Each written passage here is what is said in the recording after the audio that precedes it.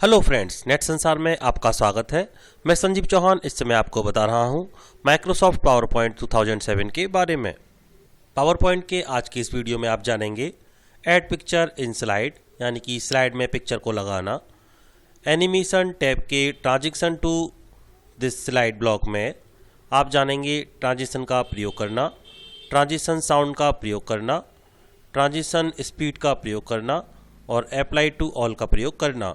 इसी के साथ साथ आप जानेंगे स्लाइड स्लो टैब के स्टार्ट स्लाइड शो ब्लॉक में फ्रॉम बिगनिंग का प्रयोग करना, फ्रॉम करंट स्लाइड का प्रयोग करना और कस्टम स्लाइड शो का प्रयोग करना। वीडियो शुरू करने से पहले फ्रेंड्स आपसे कहना चाहेंगे, यदि आपने अभी तक नेट संसार चैनल को सब्सक्राइब नहीं किया है तो कृपया रेड बटन में लिखे हुए सब्सक्राइब पर क्लिक करके आप इस चैनल को सब्सक्राइब कर लें, जिससे आप हमारे द्वारा बनाई गई वीडियो के बारे में जानकारी हासिल कर सकेंगे। और यदि आप हमारी वीडियो से सहमत होते हैं और उसे पसंद करते हैं तो कृपया लाइक बटन पर क्लिक अवश्य करें। और यदि चैनल से संबंधित आपकी कोई शिकायत और सुझाव है तो वीडियो के नीचे दिए गए कमेंट बॉक्स में आप अपने शिकायत और सुझाव हमें अवश्य दें। आइए अब जानते हैं कि पावर पॉइंट की स्लाइड में पिक्चर को ऐड कैसे किया जाता है।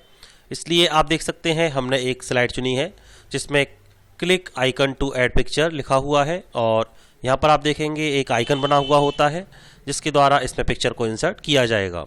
सबसे पहले आप माउस की सहायता से इस पर लेफ़्ट क्लिक कर दें और जैसे ही आप लेफ़्ट क्लिक करेंगे आपके सामने एक नई विंडो खुलकर आ जाएगी, जिसमें से आप अपने कंप्यूटर में जहाँ पर भी कहीं पिक्चर होती हैं वहाँ पर आप जा सकते हैं और एक पिक्चर को चुनने के बाद इसमें इंसर्ट कर सकते हैं।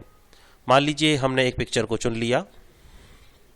इसके बाद हम इंसर्ट बटन पर क्लिक कर देंगे और जैसे ही हम इंसर्ट बटन पर क्लिक करेंगे हमारी पिक्चर हमारी स्लाइड में आ जाएगी। इसी प्रकार से आप भी अपने टॉपिक से संबंधित पिक्चर को अपनी स्लाइड में इंसर्ट कर सकते हैं। अब चलते हैं एनिमेशन टैब पर। एनिमेशन टैब पर आने के बाद माउस से इस पर लेफ़्ट क्लिक कर दें और जैसे ही हम लेफ़्ट क्लिक करेंगे आपके सामने इस ब्लॉक आ जाएंगे इससे संबंधित, और इसमें आप देख सकते हैं transition to this slide block. इस ब्लॉक पर हमें कार्य करना है। सबसे पहले जानते हैं ट्रांजिशन के बारे में। देखिए, जो हमने माउस को इस पर रखा हुआ है और ये आप देख रहे हैं कुछ इस तरह की यहाँ पर ट्रांजिशन है, और जिस तरह से आपकी स्लाइड शो होगी वो आपको ट्रांजिशन यहाँ दिखाई देते हैं। और यदि आप इनसे सहमत होते हैं तो आप इनमें से किसी एक को चुन लें। जैसे जैसे हम इस पर माउस ले जा रहे हैं आप प्रीव्यू हमारी स्लाइड में देख सकते हैं। यदि आपको ये पसंद है तो आप इनमें से चुन लें। यदि आपको और चाहिए तो आप डाउनवर्ड एरो पर क्लिक कर दें और यहाँ से आप और भी ट्रांजेक्शन को देख पाएंगे। इस पर जैसे ही आप क्लिक करेंगे आपके सामने इससे संबंधित और भी ट्रांजेक्शन आ जाएंगे और इसमें से किसी एक ट्रांजेक्शन को आप यहाँ से चुन सकते हैं। मान लीजिए हमने एक ट्रांजेक्शन को चुन लिया। हमने यहाँ से इस ट्रांजेक्शन को चुन लिया है जिसका नाम न्यू फ्लैश है। इस पर हम क्लिक कर देते हैं। अब आप देखेंगे ट्रांजिशन साउंड। यहाँ से आपको ट्रांजिशन साउंड, यानी कि आपने जो ट्रांजिशन चुना है उसके लिए आप देखेंगे नो साउंड। यहाँ पर आप डाउनवर्ड एरो पर पहले क्लिक करेंगे और इसमें से जो भी साउंड आपको पसंद है आप यहाँ देख सकते हैं। जैसे ही हम इस पर माउस ले जाते हैं आपको साउंड सुनाई दे जाएगी और इसमें से जो भी साउंड आपको अच्छी लगती है आप उसका चुनाव यहाँ से कर सकते हैं।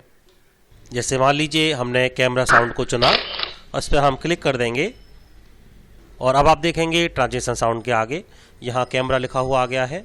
यदि आप इसे हटाना चाहते हैं तो आप नो साउंड का प्रयोग कर लें और यदि आप लगाना चाहते हैं तो इनमें से कोई एक साउंड चुन लें। इसके बाद आते हैं हम ट्रांजिशन स्पीड पर, यानी कि हमारा जो ट्रांजिशन है जो हमने चुना है उसकी स्पीड कितनी होगी। अभी यहाँ फास्ट लिखा हुआ है, हम डाउनवर्ड एरो पर क्लिक कर देंगे और इसे हम स्लो, मीडियम जैसा चाहते हैं वैसा कर सकते हैं। मान लीजिए हमने इसको स्लो कर दिया और अब आप देखेंगे ये धीरे धीरे शो होकर हमारे सामने आएगी।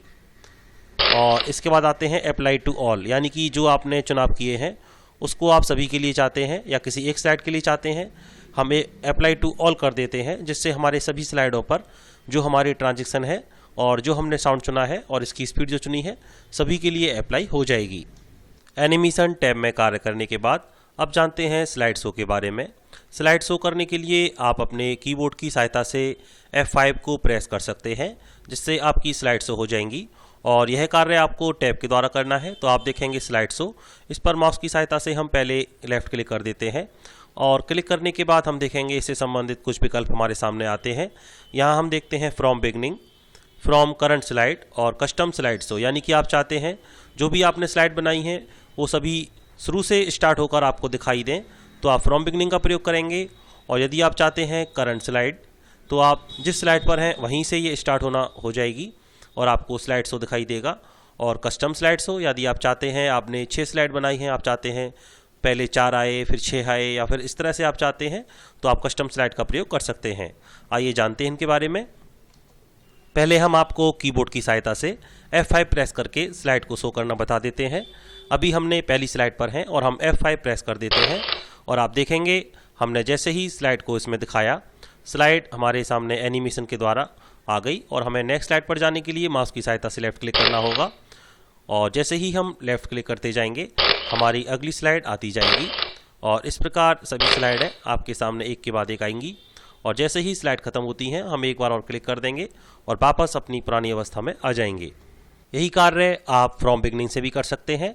अब हम फ्रॉम बिगनिंग पर माउस की सहायता से लेफ्ट क्लिक कर देते हैं और अब आप देखेंगे आपके सामने स्लाइड आना स्टार्ट हो जाएंगी।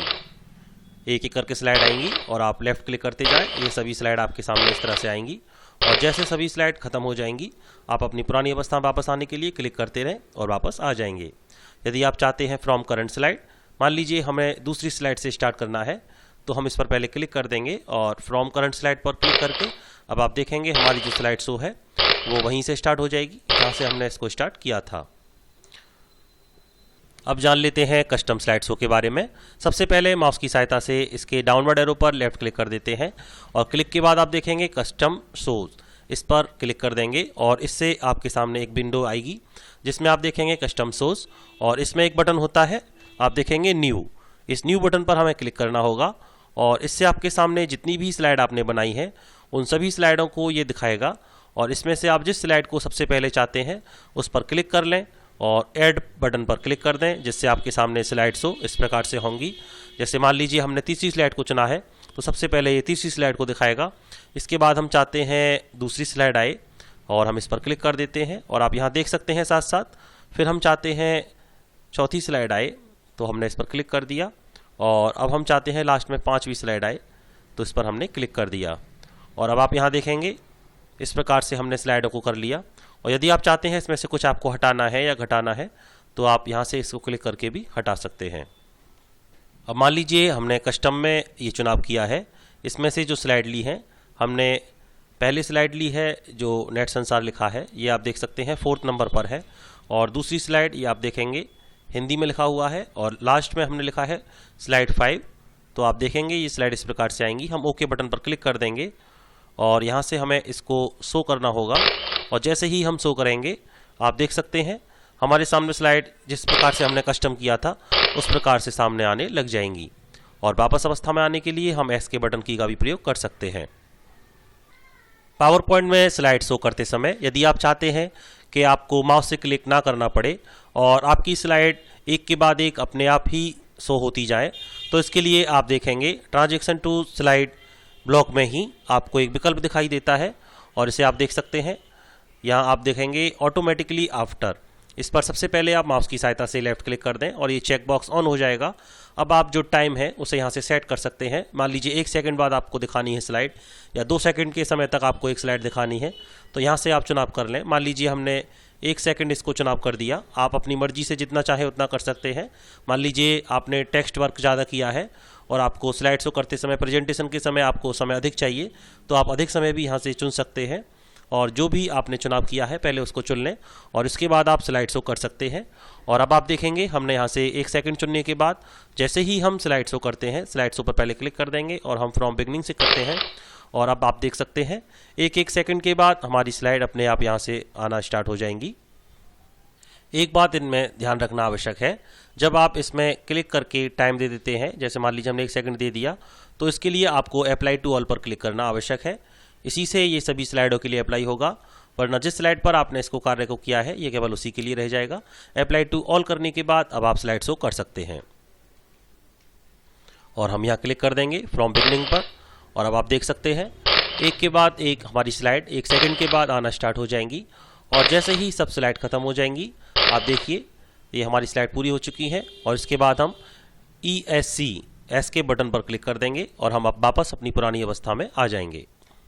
अब मान लीजिए आपने जो परिवर्तन किए हैं आप उनसे संतुष्ट नहीं हैं और आप चाहते हैं आप उन परिवर्तनों को हटा दें, तो एनिमेशन में हटाने के लिए आप एनिमेशन के डाउनलोड एरो पर क्लिक करेंगे और जहां नो ट्रांजेक्शन लिखा हुआ है पहले वहां आप नो ट्रांजेक्शन पर क्लिक कर देंगे, जिससे आपके ट्रांजेक्शन हट जाएंगे। और इसके बाद आप देखेंगे ट्रांजेक्शन साउंड, इसमें आप नो साउंड पर क्लिक कर देंगे और ट्रांजेक्शन की स्पीड इसमें आप जैसी चाहे वैसी कर सकते हैं, स्लो, हाई या मीडियम। और इसके बाद आप अप्लाई टू ऑल पर क्लिक करना ना भूलें, जिससे जो आपने परिवर्तन हटाया है वो सभी के लिए अप्लाई हो जाएगा। और अप्लाई टू ऑल करने के बाद अब आप अपनी पुरानी अवस्था में वापस आ जाएंगे। तो फ्रेंड, नेट संसार पर पावर पॉइंट के बारे में आज की वीडियो में इतना ही। पावर पॉइंट के बारे में और अधिक जानने के लिए मिलेंगे नेट संसार की अगली वीडियो में। तब तक के लिए मैं संजीव चौहान आपसे विदा लेता हूं और फिर मिलूंगा नई जानकारी के साथ नई वीडियो में नेट संसार पर। और जाते जाते आपसे कहना चाहूँगा फ्रेंड्स, यदि आप हमारे चैनल से सहमत हैं और इसमें बनाई गई वीडियो को पसंद करते हैं तो हमारे चैनल को सब्सक्राइब जरूर करें और हमारी वीडियो को लाइक करना ना भूलें। यदि आप चैनल से संबंधित कोई शिकायत और सुझाव रखते हैं तो वीडियो के नीचे दिए गए कमेंट बॉक्स में आप अपने शिकायत और सुझाव भी हमें दे सकते हैं। नेट संसार में वीडियो देखने के लिए आप सभी का बहुत बहुत धन्यवाद।